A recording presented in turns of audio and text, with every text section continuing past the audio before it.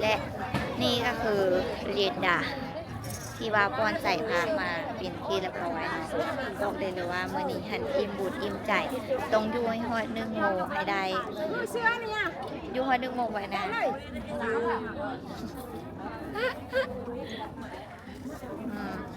อยู่ฮอด1 โมงบริอันนี้คือ1 โมงต้องอยู่ฮอด1 โมงเนาะมื้อนี้เราจะมาให้เบิ่งบรรยากาศเข้าวัดฟังธรรมพี่น้องเลยอันนี้ฮันเรียนดามากมักเนาะเป็นคนมักเฮ็ดเองอ้าวค่ะไปซื้อแต่บ่ซื้อหรือเอาไปซื้อยังทันปะซื้ออยู่ไกลบ่นี่น่ะหน้าวัดเนี่ยออกเขาแล้วหน้าวัดนี่จังจอกไหมนี่อยู่นี่จังจอกว่านั่งจังจอกให้ตอนนี้สกัดจึงว่าตอนนี้คือเขาสุลมุนเนาะดอกอันนี้คือลินดาบุคันได้ฮับซีดเขาสามารถทายได้เดี๋ยวฮับซีดแล้วจะทายบ่ได้ละเด้อเดี๋ยวไปเลาะทายบรรยากาศมาให้เบิ่งนี่อันนี้คืออันอื่นก็เบิ่งแล้วเนาะเราต้องมาเบิ่งอันเขาวัดฟังธรรมเด้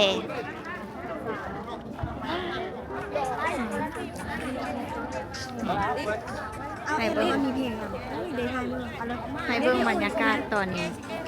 หน้าโอ้เดเอาเลยอีกไหมเอา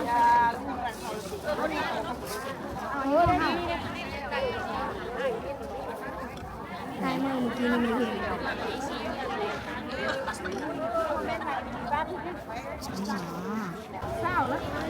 นี่เนาะนี่ก็คือเป็นพระพุทธรูปที่ว่าองค์ใหญ่ที่สุดอยู่ในวัดตอนนี้เนาะก็คือแล้วเสร็จสิ้นนี่ก็ได้มีการป้อนใจพระก็คือเป็นบุญป้อนใจพระเนาะพี่น้อง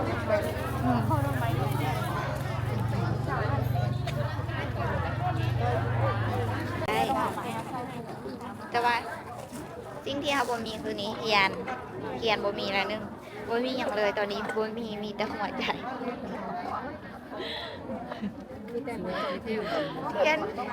เทียนบ่มีน้ำญาติบ่มีแต่ว่าน้ำกลิ่นตัวเองเพิ่นเอามาน้ำญาติบ่มาค่ะเนาะเมชี1 วันนุ่งขาวห่มขาวนี่จะให้เบิ่งมีแต่ผู้สาวพี่น้องผู้สาวหลายแม่ขาวตัวนี้บ่ฮันทับสีเนาะเฮาอันจะพามาเบิ่งแม่ขาวแต่ละคนเนาะมีแต่คนสวยๆนี่เฮาย่างตัวนี้เฮาถ่ายทอดเนาะเพื่อใครที่มาวัดโพนเจริญแล้วอยากเข้ามาวัดเฮ็ดน้ำกระทำบุญก็สามารถเข้ามาได้นี่และนี่ก็มีสาวๆสวยๆจำให้เบิ่งแต่ละคนสวยๆอุ้ยว่าได้เห็นคุณพี่โดดเลยอยู่บ้านว่ะโอ้นี่คือคนต่อและนี่คือสาวสวยสุดเนาะอันนี้คือชื่อลินดาเลยอันนี้ลินดาเป็นคนละฝาโอ้มีบอกแล้วว่าจะผู้สาวโอ้มังเฮ็ดบุญน้องผู้สาวบ้านเนี้ยเด้เขาถามว่าผู้สาวปกติคืองามแท้ที่จริงคันมักเฮ็ดบุญไงเกิดมาชาติใดก็งามเพราะว่าเป็นคนที่มักเฮ็ดบุญนะพี่น้องนี่สวยไหมไผว่าความสวยเนาะความสวยมีย้อนอย่างมีย้อนนี่เลยมักเฮ็ดบุญไงพี่น้องก็คือภาวนาว่าชาติหน้าให้เกิดมางามเด้อกันเลยงามค่ะนะบ่ต้องสัญญกรรมไปเดี๋ยวลินดาจะพามาเบิ่งอีกโซนด้านหนึ่งเห็นไงไปปะว้าบ่เห็นจักเดือนหนึ่งแต่คือว่างามขึ้นแท้เจ้าบอกงามเอาผัวเลยวะยังนี่เอาเห็นเอาลงวะเอาลงมาเลยเห็นเอาลงแชร์เรื่องความฮักนอนนึกว่าเอาคนนี้ซื้อแล้วคือไม่เคยเห็นกะลีโอ้ชื่อแล้ว แต่ว่า เป็นสาวมาแล้วงามแฮงเลยจนบ่จื้อนึกว่ามันคนบ้านนี้ไปแล้วอ่ะ สวย ได้บ่นั่งแหละนั่งใส่สวยสวยสวยเนาะไปถามค่ะว่าเอาผัวแล้วว่าซั่นมีเสียมารยาทแฮงว่าโยกได้อยู่เพราะว่าเป็นน้องเด้เป็นน้องสนิทกันเนาะเดี๋ยวผัดว่าอ๋อลินดาไปทวงเขาว่ามีผัวแล้วหรือยังไม่มีมารยาทผัดว่าอย่าว่าจังซั่นเนาะนี่นอกจาก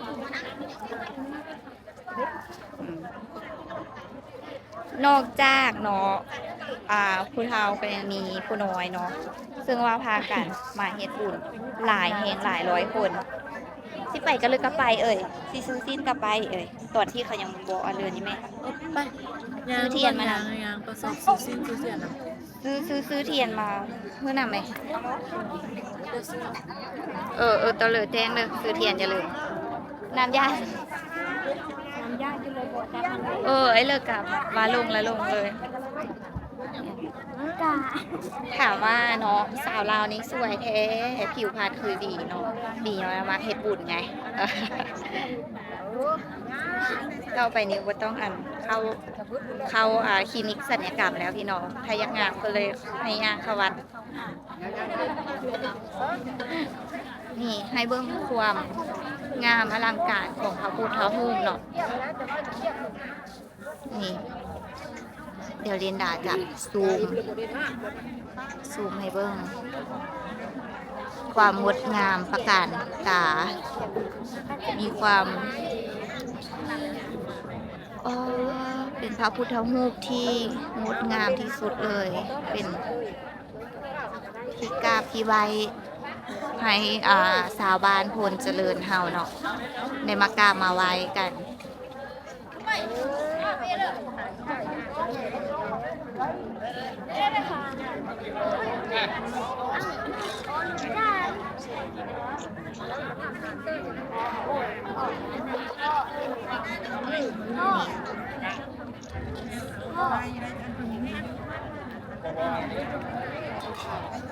ในเบื้องตอนนี้เขากำลังทยอย และตอนนี้จะเป็นเวลา7 โมงแล้วเรายังบ่ทันได้รับสิทธิ์เนาะเรายังถ่ายได้อยู่บอกได้เลยก่อนมาเอาฝากไว้ได้ค่ะแล้วเขามาซ้ากับบ่ได้บ่นมาก แมนจองแบบได้มากาเทียม เราได้มาการเทียมได้มาไว้น่าได้ลงโซเชียลแล้วว่ะทุกมือนี้เฮ็ดบุญต้องได้ลงโซเชียลเนาะเพราะว่าลงโซเชียลแหละทุกมือนี้เฮ็ดบุญต้องลงโซเชียลพอหรือผมบอก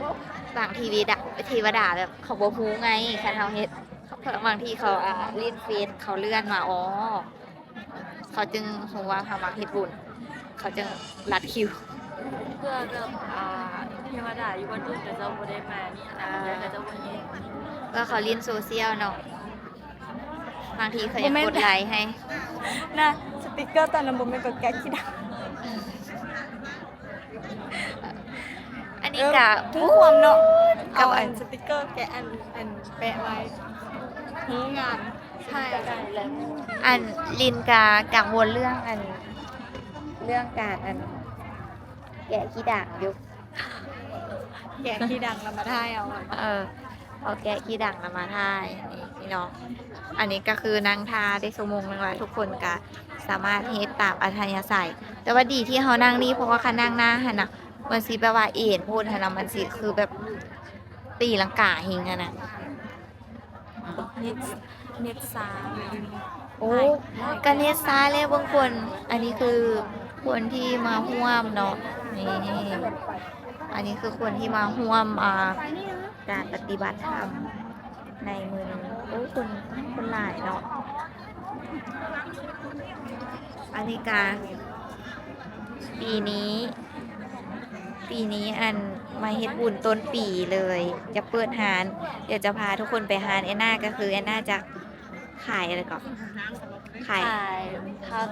แท็กว่ากัน ทัก10 บาททัก10 บาทกุ้ง10 บาทโอ้บะหมี่ทะเลจะขายกุ้ง10 บาทถือว่าแอนนานี่แบบเฮ็ดบุญนะนึกบ่ ขายเอาสังคมไม่ได้ขายเอากำไร ขายเอาสังคมเนาะอันนี้ก็คือเป็นแม่ค้าที่จริงสิเปิดร้านแล้วแต่ว่าสิมา เฮ็ดบุญก่อนเพื่อบุญนี้เนาะส่งผลให้หาแอนนาปังๆร่ำๆรวยๆเด้อแอนนาเด้อรวยแน่นอนเนาะถ้าเปิดทุกมือย้ายหูมาปิด ถ้าว่าขายเคสนั้นได้ขายดีเนาะเคสแอนนายูมันมีนักศึกษาหลายเป็นซุมซนเนาะเดี๋ยวเราจะเมื่อนี้เขาจะพาทุกคนไปเบิ่งหาดของแอนนาเบิ่งบ่เบิ่งหาดแอนนาว่าสิฮอดอันขั้นตอนเลยแหละบ่ได้ตกแต่งอะไรหลายแล้วบ่ โบงานทำก็ได้ตกแต่งอะไรแต่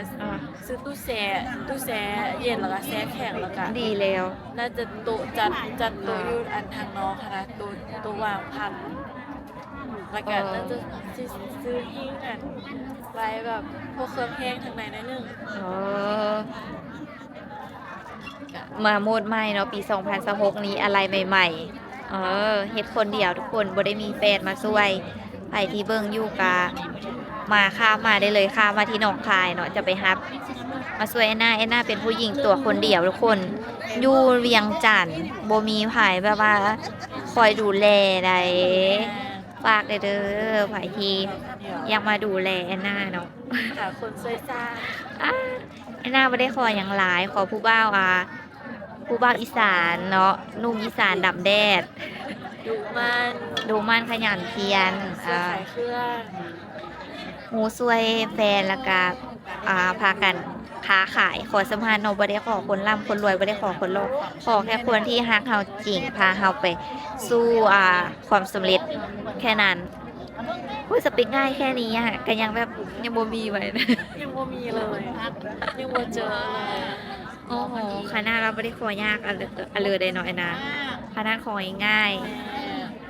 หรือแบบกระเจ้าอาจจะยังบ่พร้อมลำบากพร้อมกับเฮาอีก เขายังอยู่ไทยเด้เขาต้องเฮ็ดพาสปอร์ตก่อน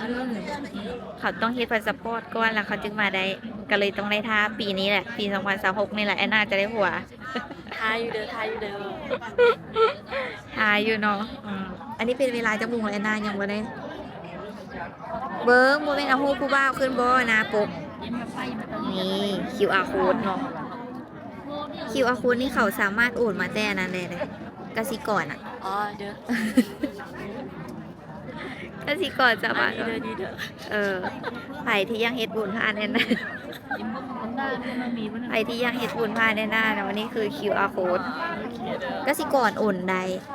โอนมาได้เลย ไอเด้อพยายามซัพพอร์ต แต่ว่าอันนี้บ่แม่นฮานว่ะ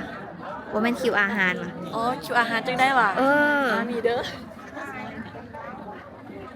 เพื่อเขาสิโอนมาได้นะเอ้า ถ้าคนอยากซื้อผักเนาะ เพื่อคนอยากซื้อพักอยากจองพักอะนะก็อยากอุดหนุนเนาะอยาก ไม่เอากระสิบอันนั้นคนว่า บ่ อันนั้นคนเนาะ นี่ทุกคนอันนี้กสิกรโอนมาแต่ไทยได้เลย10 บาท20 บาทเนาะช่วยสุขช่วยค่าน้ำค่าไฟได้เด้อ ถือว่าเฮ็ดบุญไปนำกันเนาะ ขาย ขายอาหารทะเล10 บาท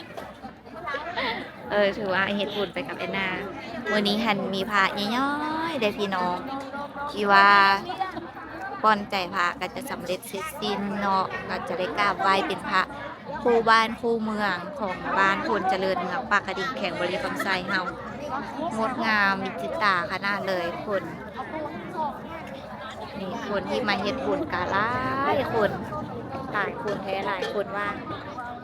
นี่ผู้สาวลาวมีแต่คนงามเพราะว่ามาเฮ็ดบุญนะมาเธอนึงมีผิวขาวออร่ามาเธอสองหนังตาตึ้งมาเธอที่3บ่มีติดกาเลยนะมาเธอที่3นี่บ่มีติดกาเดี๋ยวเอามันติ้งโอเคนะทุกคนตอนนี้ก็จะเป็นเวลา7 โมงแล้วเดี๋ยวลินดาก็จะได้ขอตัวเกี่ยมพร้อมที่จะรับศีลเนาะมื้อนี้ก็บ่มีหยังหลายทายมาฝากพี่น้องทั้งฝั่งลาวฝั่งไทยต่างประเทศเนาะทุกคนใครที่เบิ่งก็อย่าลืมเป็นกำลังใจกดไลค์กด Subscribe ให้ลินดาสาวลาวเด้อวันนี้บ๊ายบาย